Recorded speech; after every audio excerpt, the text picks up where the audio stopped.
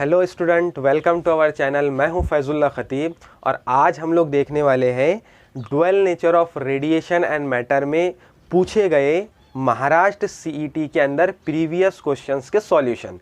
तो जैसे कि आपको पता है कि हम लोग एक सीरीज़ कंटिन्यू कर रहे हैं जिसके अंदर हम लोग महाराष्ट्र सीईटी के अंदर पूछे गए प्रीवियस ईयर क्वेश्चंस के सॉल्यूशन इन डिटेल देखने वाले हैं। ठीक है, तो बढ़ते हैं हमारे आज के क्वेश्चंस की तरफ। ओके स्टूडेंट, आज का हमारा जो फर्स्ट क्वेश्चन है वो इस तरह से है, when an electron is accelerated from rest to potential v the final velocity of electron is.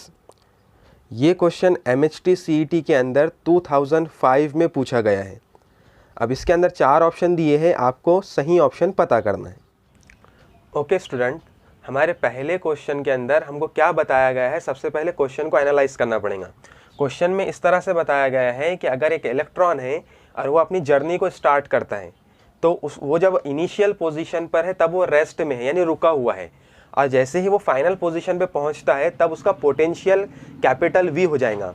मतलब रेस्ट से कैपिटल V तक इसका जर्नी है। ठीक है, तो हमको लास्ट में यानी फाइनल में इसका वेलोसिटी क्या है उसके लिए इक्वेशन निकालना है। क्लियर? तो सबसे पहले अपने को क्या दिया है, यहाँ पर सिचुएशन को समझेंगे कि अगर हमारे पास एक इलेक्ट्रॉन है तो वो स्टार्ट करता है अपनी जर्नी को रेस्ट से, या ये क्या कौन सी पोजीशन होगी उसकी, रेस्ट, और यहाँ पे पहुँचता है जहाँ पर उसका पोटेंशियल V है, यानी हम लोग इसको बोल सकते हैं इनिशियल पोजीशन, इसको बोलेंगे फाइनल पोजीशन। इनिशियल पोजीशन पर अगर वो रेस्ट में है इसका मतलब क्या हुआ कि इनिशियल वेलोसिटी का वैल्यू 0 है। बराबर, इनिशियल वेलोसिटी हमारे पास क्या है, 0। अब हमको क्या निकालना है, सिर्फ फाइनल वेलोसिटी का इक्वेशन। बहुत आसान है। अब देखो एक चीज़ यहाँ पे एक कॉन्सेप्ट ध्यान में रखना कि अगर कोई पार्टिकल या इलेक्ट्रॉन एक जगह से दूसरी जगह जाता है, अपनी पोजीशन को चेंज करता है, ठीक है, तो उसकी काइनेटिक एनर्जी के अंदर चेंज आएगा। बराबर है, अभी रेस्ट में है, अभी चलना स्टार्ट किया तो उसके काइनेटिक एनर्जी के अंदर क्या हुआ, चेंज आया। तो हम लोग स्टार्ट जो करेंगे हमारा आज का इक्वेशन, इसका सॉल्यूशन, तो वो क्या आएगा कि change in kinetic energy is equals to. अब चेंज इन काइनेटिक एनर्जी का मतलब क्या है, energy is nothing but work done. Energy क्या रहता है, वर्क डन रहता है। तो चेंज इन काइनेटिक एनर्जी हमारे पास क्या हो जाएगा, वर्क डन हो जाएगा। क्लियर?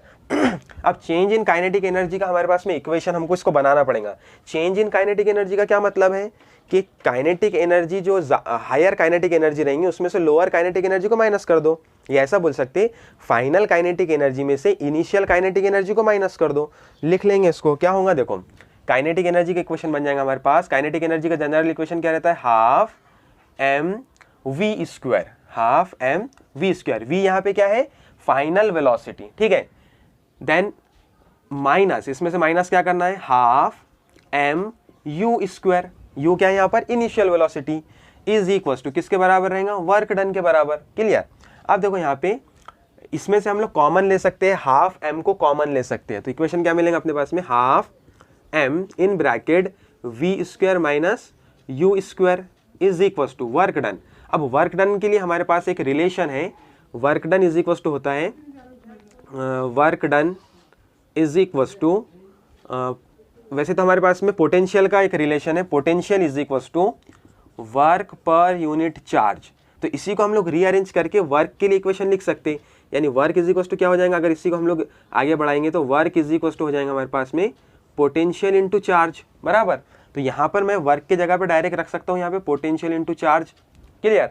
लेकिन एक चीज़ ध्यान में रखना कि यहाँ पे जो चार्ज है हमारे पास वो हमने स्मॉल क्यों लिए है, चार्ज ऑफ इलेक्ट्रॉन, और हमारे जो ऑप्शन है उसके अंदर जो चार्ज है उसको स्मॉल ई से रिप्रेजेंट किया। तो क्या हम लोग यहाँ पर स्मॉल ई रिप्रेजेंट कर सकते हैं, इसको अगर हमने स्मॉल ई से रिप्रेजेंट कर दिया चलेगा, ईवी।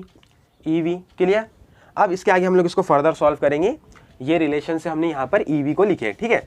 अब क्या होगा कि अगर मैं इसको रीअरेंज करता हूँ इस इक्वेशन को, तो किस तरह से बनेगा, v square minus u square is equals to, अब ये जो हाफ एम जो वैल्यू है इसको अगर हम लोग इज इक्वल टू के राइट हैंड साइड में लेके जाएंगे तो जो 2 है वो मल्टीप्लीकेशन में आ जाएगा, 2EV अपॉन में m आ जाएगा। बराबर, 2EV अपॉन m। अब आप थोड़ा फोकस कीजिए, हमको क्या निकालना है, फाइनल वेलोसिटी, और इनिशियल वेलोसिटी गिवन है और वो कितना है, 0। तो अगर हम लोग इनिशियल वेलोसिटी मतलब u is equal to 0 put कर देंगे तो इक्वेशन क्या मिलेगा, v square is equal to 2EV upon m। Clear? अब अगर मैं यहाँ से स्क्वायर हटाता हूँ तो इक्वेशन क्या मिलेगा, v is equal to under root 2EV/m, और यही हमारे पास में फाइनल वेलोसिटी का इक्वेशन है। अगर आप चारों ऑप्शन को चेक करेंगे तो आपको पता लगेगा कि जो ऑप्शन डी है वो राइट आंसर है। आई होप ये सॉल्यूशन आपको पसंद आया होगा, समझ आया होगा। बढ़ते हैं हमारे नेक्स्ट क्वेश्चन की तरफ। ओके स्टूडेंट, आज का हमारा जो सेकंड क्वेश्चन है वो इस तरह से है, the radiation of 1 electron volt and 2.5 electron volt are incident on a metal having a work function of 0.5 electron volt. The ratio of their maximum velocities is, और चार ऑप्शन गिवन है, आपको कैलकुलेट करके पता करना है। ओके स्टूडेंट, हमारे जो सेकंड क्वेश्चन है उसके अंदर जो सिचुएशन दिया है, जिस तरह से क्वेश्चन पूछा है, पहले उसको समझते हैं। इसके अंदर क्या बताया गया है कि अगर एक मेटल प्लेट है तो इसके ऊपर दो रेडिएशन इंसिडेंट हो रही है, ठीक है, दो अलग अलग रेडिएशन जिनका एनर्जी का वैल्यू हमको दिया है, ठीक है, रेडिएशन की एनर्जी का वैल्यू हमको गिवन है। तो आपको पता है कि ये जो रेडिएशंस रहेंगी ये फोटोन के फॉर्म के अंदर इंसिडेंट होंगी। इसको मैं पहली वाली एनर्जी को बोल देता हूँ E1। सेकंड वाली जो रेडिएशन रहेंगी ये भी फोटोन के फॉर्म में इंसिडेंट होंगी, इसको हम लोग बोल देते हैं E2। यानी हमको दो एनर्जी का वैल्यू दिया है, फर्स्ट वाला दिया है 1 इलेक्ट्रॉन वोल्ट और सेकंड वाले का वैल्यू दिया है 2.5 इलेक्ट्रॉन वोल्ट। ठीक है, बढ़ते हैं हमारे सॉल्यूशन की तरफ। क्या गिवन है अपने पास में, हमको E1 का वैल्यू है, और आपको पता है कि E यहाँ पे क्या है, फोटोन का एनर्जी, और एनर्जी ऑफ फोटोन के लिए इक्वेशन क्या रहता है अपने पास में, E = hν। ठीक है, अब क्योंकि यहाँ पे E1 है इसलिए मैं hν1 लिखूंगा। क्यों? क्योंकि h का वैल्यू तो कांस्टेंट है, प्लैंक कांस्टेंट, और न्यू यानी कि फ्रीक्वेंसी। कौन सी फ्रीक्वेंसी? जो फ्रीक्वेंसी से ये रेडिएशन इंसिडेंट हो रही है। ठीक है, इसका वैल्यू कितना है हमारे पास में, 1 electron volt. Clear? Similarly second के लिए वैल्यू क्या है, E2 = hν2 2.5 electron volt. Clear? दो रेडिएशन है, दोनों रेडिएशन मेटल के सरफेस पर इंसिडेंट हुए और उनका जो अलग अलग वैल्यू हमको गिवन है।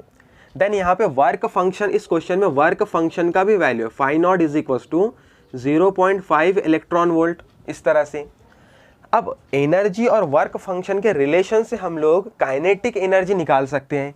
यानी काइनेटिक एनर्जी का जो जनरल इक्वेशन है, काइनेटिक एनर्जी मैक्स लिखूंगा मैं, मैक्सिमम काइनेटिक एनर्जी = hν - φ0। मतलब क्या है, energy of incident radiation minus work function. अगर इस इक्वेशन की हेल्प से दोनों रेडिएशन के लिए, मतलब दोनों इंसिडेंट रेडिएशन के लिए अगर हम लोग मैक्सिमम काइनेटिक एनर्जी कैलकुलेट करना चाहे तो कर सकते हैं। कैसे? देखो, since kinetic energy maximum for first radiation = क्या रहेगा, hν1 - φ0।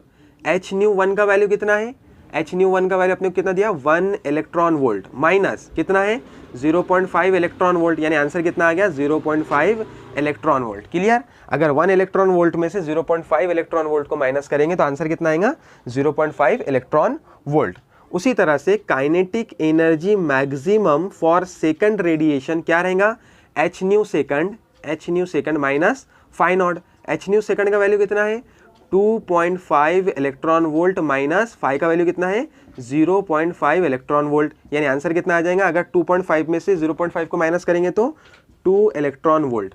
यानी यहाँ पर हमको kinetic energy maximum first radiation के लिए और kinetic energy maximum for second radiation के लिए मिल चुका है। अब एक रिलेशन है जो कि जनरल इक्वेशन है, किसका, काइनेटिक एनर्जी का। काइनेटिक एनर्जी मैक्स = क्या होता है, ½ mv², बराबर है। लेकिन अब यहाँ पे थोड़ा समझना कि m क्या है, यहाँ पे मास ऑफ इलेक्ट्रॉन, इसलिए मैंने यहाँ पे क्या किया, m के सफिक्स में e लगा दिया। ठीक है, और वेलोसिटी कौन सी, तो मैक्सिमम वेलोसिटी। ठीक है, हमको मैक्सिमम वेलोसिटी पता करना है। ठीक है, तो इसको अगर आप ध्यान से देखेंगे तो आपको एक रिलेशन पता चलता है कि देखो, हाफ और मास ऑफ इलेक्ट्रॉन ये दोनों चीजें तो कांस्टेंट है, हाफ और मास ऑफ इलेक्ट्रॉन ये दोनों कांस्टेंट है। तो बचा क्या अपने पास में, काइनेटिक एनर्जी मैक्सिमम, और इधर क्या बचा, वेलोसिटी मैक्सिमम का स्क्वायर। तो यहां से एक चीज पता लगी कि velocity maximum square is directly proportional on kinetic energy maximum. Clear हुआ क्या कि वेलोसिटी का जो स्क्वायर रहेगा किस पे डिपेंड करेगा, काइनेटिक एनर्जी के ऊपर। क्या हम लोग यहां से ऐसा लिख सकते कि V max is directly proportional to under root kinetic energy of maximum kinetic energy का रूट। क्लियर? तो यहाँ से एक रिलेशन पता लग गया कि वेलोसिटी मैक्सिमम किस पे डिपेंड करेगा, root of maximum kinetic energy. तो क्या हम लोग इस इक्वेशन से, इस जनरल इक्वेशन से दोनों रेडिएशन का वेलोसिटी का रेशियो निकाल सकते? बिल्कुल निकाल सकते। कैसे? देखो, v max 1 upon v max 2, यानी इसका क्या मतलब हुआ, velocity for first radiation, and v max 2 का मतलब velocity for second radiation, is equals to under root of kinetic energy max 1 upon kinetic energy max 2। Clear? अब अगर मैं यहाँ पे वैल्यू पुट करूँ तो मुझे इक्वेशन क्या मिलेगा, ये तो एज इट इज रहेगा। काइनेटिक एनर्जी मैक्स 1 का वैल्यू कितना है, 0.5, यानी अंडर रूट के अंदर हमारे पास वैल्यू कितना आ गया, 0.5। देन अपॉन में क्या आएगा, काइनेटिक एनर्जी मैक्स सेकंड का वैल्यू कितना है, 2। अगर आप 0.5 और 2 को देखेंगे तो हमको यहाँ पे वैल्यू क्या मिलेगा, इज इक्वल्स टू, यानी velocity max 1 upon velocity max 2 is equals to under root के अंदर हमको वैल्यू कितना मिला, 1/4, बराबर है। 0.5 और 2 को अगर हम लोग डिवाइड करते हैं तो 1/4 मिलेगा। अगर आप इसका रूट लेते हैं तो आपको जो आंसर मिलेगा वो कितना मिलेगा, 1/2। 1/2 आप लोग चेक कर सकते हैं कि हमारे चारों ऑप्शन में कहाँ पर है, तो आपको पता लगेगा कि ए ऑप्शन के अंदर 1/2 हमको गिवन है। इसका मतलब 1/2 ए ऑप्शन वाला हमारा राइट आंसर है। आई होप ये सॉल्यूशन आपको पसंद आया होगा, आपको समझ आया होगा। अगर कुछ भी प्रॉब्लम है तो आप मुझे कमेंट करके पूछ सकते हैं। ओके स्टूडेंट, मिलते हैं नेक्स्ट वीडियो में। Thank you.